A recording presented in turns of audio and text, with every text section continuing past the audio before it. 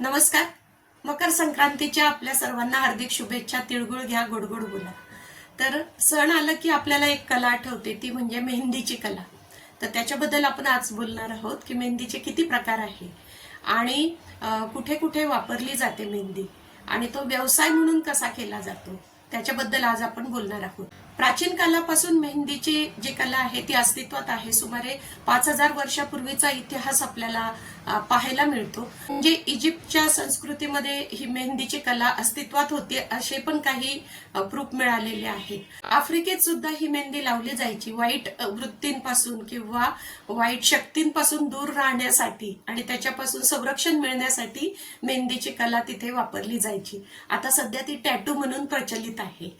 अशाच प्रकारे भारतीय मेहंदीच्या कलेमध्ये सुद्धा बरेचसे प्रकार आहेत, त्याच्याबद्दल आपण बोलणार आहोत.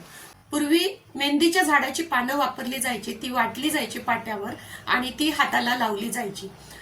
राजे राजवाड्यांच्या काळापासून ही प्रथा अस्तित्वात होती, कारण उष्णता खूप होती आणि त्या उष्णतेचा दाह कमी करण्यासाठी ही मेहंदी वापरली जात होती आणि सौंदर्य खुलवण्यासाठी सुद्धा ही मेहंदी वापरली जायची. आणि मग कालांतराने त्याच्यामध्ये वेगवेगळ्या गोष्टी, कोणी चुना टाकतं, कोणी काठ टाकतं, मेहंदीचा रंग चढण्यासाठी वापरले जाऊ लागलं. नंतर मेहंदीचे प्रकार आहेत, तर त्याच्यातली पहिली जी मेहंदी आहे ती भारतीय मेहंदी.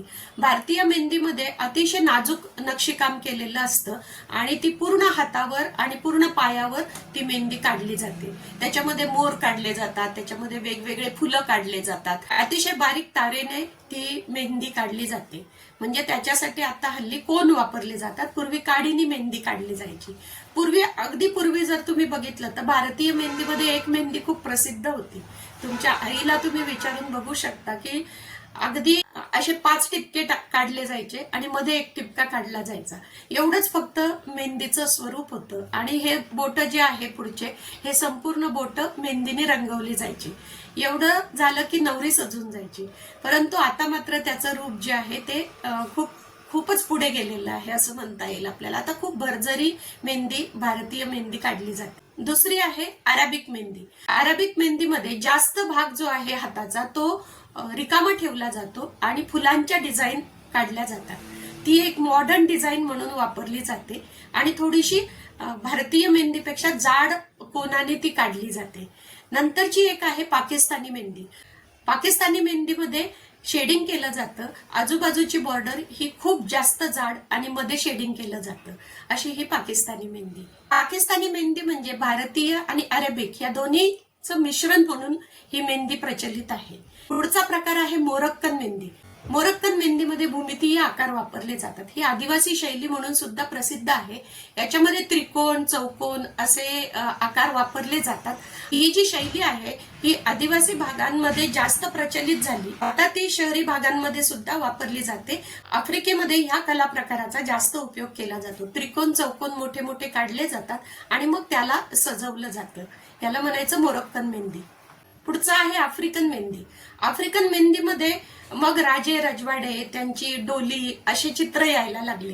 म्हणजे तुम्ही जर विचार केला तर भारतीय मेहंदीमध्ये हे सगळे प्रकार वापरले जातात. मग त्याच्यामध्ये डोली वापरली जाते, नवरदेव नवरीचे चित्र वापरले जातात. या आफ्रिकन मेहंदीमध्ये कथानक असायचं, काहीतरी स्टोरी असायची आणि त्याच्यावर ती मेहंदी काढली जायची. नंतरचा एक प्रकार आहे की मुघलई मेहंदी.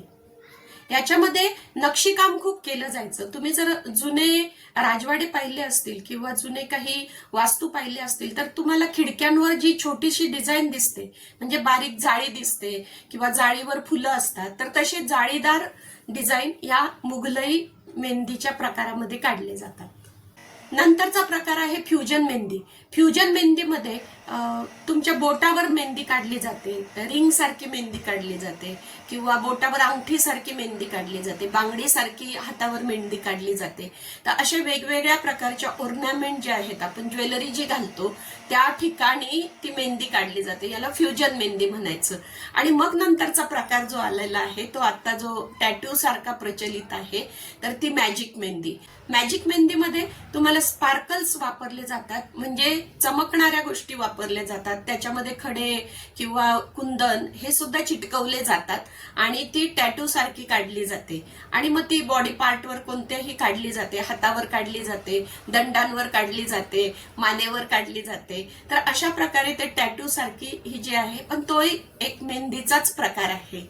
तर अशा प्रकारे ही जी कला आहे ही वेगवेगळ्या रूपाने आपल्या समोर येते आहे आणि त्याच्यामध्ये काळानुरूप बदल होत जात आहेत. ही कला जी आहे ही व्यावसायिकरित्या सुद्धा वापरली जात आहे. म्हणजे प्रदर्शनाच्या ठिकाणी सुद्धा तुम्ही जर समजा 15 रुपये 20 रुपये घेऊन छोटीशी मेहंदी काढण्याची हल्ली प्रथा आहे आणि चांगले पैसे कमवता येतात. किंवा लग्नांमध्ये सुद्धा आता 100-150 महिलांची मेहंदी काढणं हातावर, हा सुद्धा एक छोटासा उद्योग म्हणून महिला बघत आहेत. किंवा संपूर्ण लग्न समारंभाचा कॉन्ट्रॅक्ट घेणं किंवा कुठलाही सण आला की त्या सणामध्ये मेहंदी काढण्याचे सुद्धा कॉन्ट्रॅक्ट हल्ली घेतले जातात आणि ते अगदी 10,000पासून तर 50,000 1,00,000पर्यंत सुद्धा मेहंदीचे रेट्स आहेत, काढण्याचे रेट. महिलांना रोजगार पण तयार होतो आहे आणि आपली हौस पण होते आहे. तर ही जी कला आहे ही टिकून राहिली पाहिजे, परंतु त्याच्यामध्ये केमिकल मिश्रित खूप मेहंदी आलेली आहे, तेवढी फक्त थोडीशी आपण काळजी घेतली पाहिजे. बाकीचे जे नैसर्गिक आहे गोष्टी त्या वापरल्या तर काही हरकत नाही. तर अशी ही मेहंदीची कला प्राचीन काळापासून आलेली आहे आणि आता रोजगाराचं एक नवीन रूप म्हणून तयार होत आहे. या रोजगारासाठी तुम्ही ब्युटी पार्लरशी टायअप करू शकतात, लग्न मंडपामध्ये टायअप करू शकतात. म्हणजे एक पॅकेज म्हणून हा पण एक भाग होऊ शकतो आणि एक रोजगाराची नवी दिशा म्हणून या क्षेत्राकडे आपण नक्कीच पाहिलं पाहिजे. तर कसा वाटला तुम्हाला हा व्हिडिओ ते मला नक्की सांगा. लाईक करा, सबस्क्राईब करा आणि कॉमेंट मात्र नक्की करा. धन्यवाद.